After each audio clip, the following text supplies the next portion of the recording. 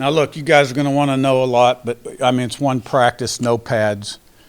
You play football with pads on. I always call it pajamas when we go out like this. Some people think it's safer that we go out 2 days like this. It's really not, but, you know, whatever. Just tell me the rules and I'll play by them. So I thought the flow was good today. Players tried to do the right thing.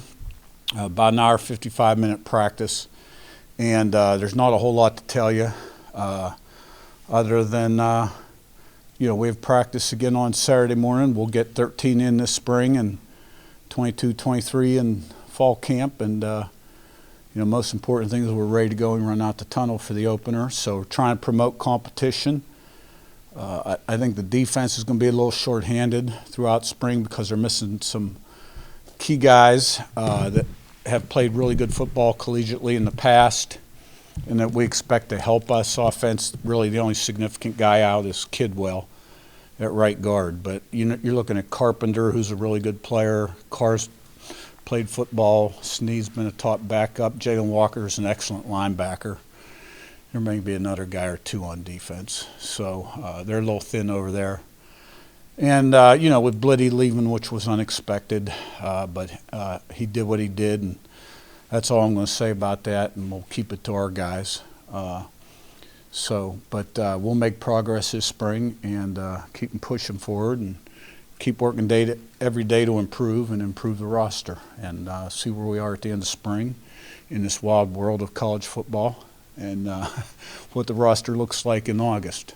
So you got to be light on your feet around here to be a Power 5 or any kind of FBS or any kind of college football coach nowadays because it's crazy. All right, let's go. Mike and Zach, speaking about the defense, what did you say about the numbers and the defensive tackle row?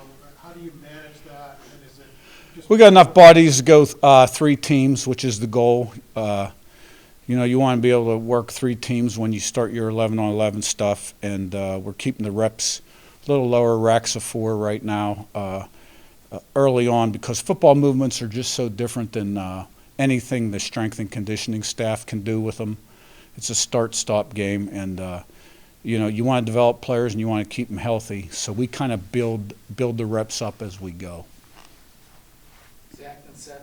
I guess, forgive an obvious question about the quarterbacks, but especially when you're in spring and you're maybe not feeling that pressure to make long-term decisions, how do you structure that in terms of getting guys enough repetitions as it goes? You know, every year's been a little different. But there were years at JMU where we had 3 guys that my first year there that we thought were fairly equal and that we gave them all day.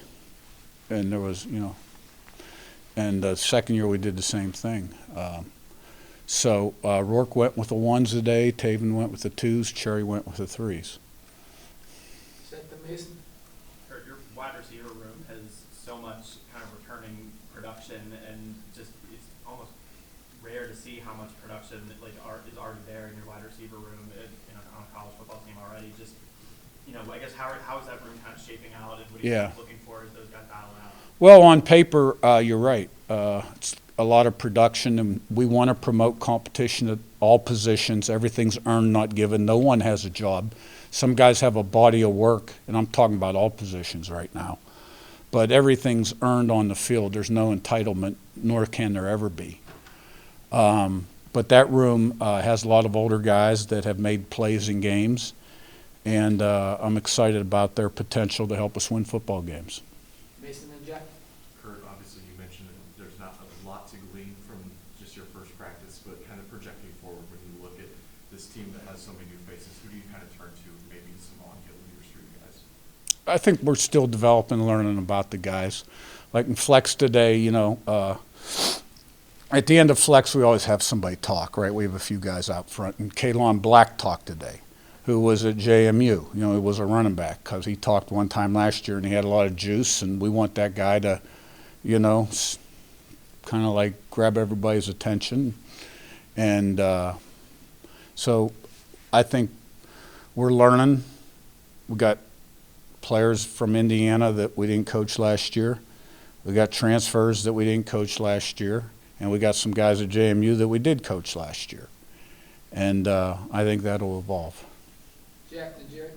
Yeah, in the spring when you don't have, you know, wins and losses to measure, like how do you measure progress or success? What are you looking for to Well, number one, we want to keep them all healthy.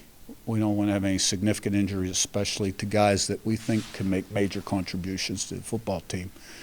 Number two, we got to install our offense, defense, special team schemes, okay, and teach the way we practice. We have a certain way we practice and a certain way that we play the game and things that we emphasize that we think are important in being successful, right? And practice should emulate a game a little bit. I was fairly pleased with day one, the flow of day one. And we want to develop players and find out who can do what. And then come out of spring, it used to be all about recruiting and development. Now it's recruiting, development, and retention. See who's on the bus, who isn't on the bus, and put the best roster together we can for August. Jared and Zach, Browning. A couple of conference ago, you mentioned less is more when it comes to spring and fall practice and not using the maximum amount. This spring, is it kind of a feel how many practices you guys want to get in, or is it kind of a set number? Well, this one was more about I've always started the Thursday after spring break because we've always liked when you come off of spring break to be able to stride the guys Monday, Tuesday, Wednesday, let them get the stuff out of them so we don't have soft tissue stuff day 1 and 2. All right, now the way the school year fell and then with some other activities going on campus, right, it just worked out that way that we would only get 13 in. So I can't say that'll be the case next year. Zach and then back to Mike. You mentioned that you like to run practices like simulated games. What goes into simulating those practice environments to make them like games to get your team ready? Organization and planning. Mike. Yeah, in terms of, you mentioned kind of evaluating, are you a big guy with position changes in terms of especially with taking over, do you anticipate a lot of that, or is that just something that's kind of, you go kind of evaluating players a little bit?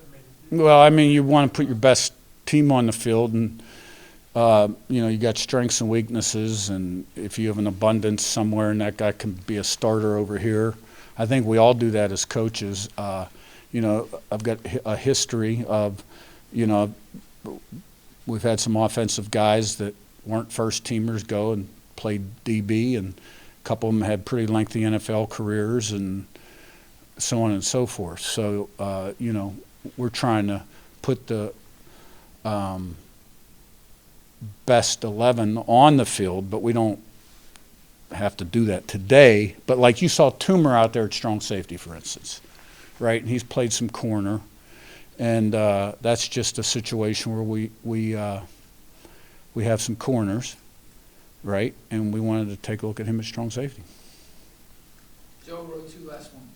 Coach, you mentioned Cable and how he used his voice at JMU, he used his voice here today. I guess what's the importance of that in day one, having a guy like that step up?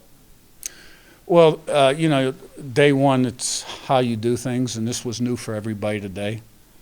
It was new for me to go out on the field and practice there. Like, how do I even get to the field from my office, right? I learned that today, the shortest way. And then, I go out there and the tight ends and receivers and running backs stuff is in the wrong spot, so that was new, right? It was a good day, and so Kalon was sort of showing everybody else kind of like, sort of how we do it. Everybody's different and does it different. Not everybody's going to get up there in front and talk, because those are sort of like the guys you think are going to end up being like leaders, right? So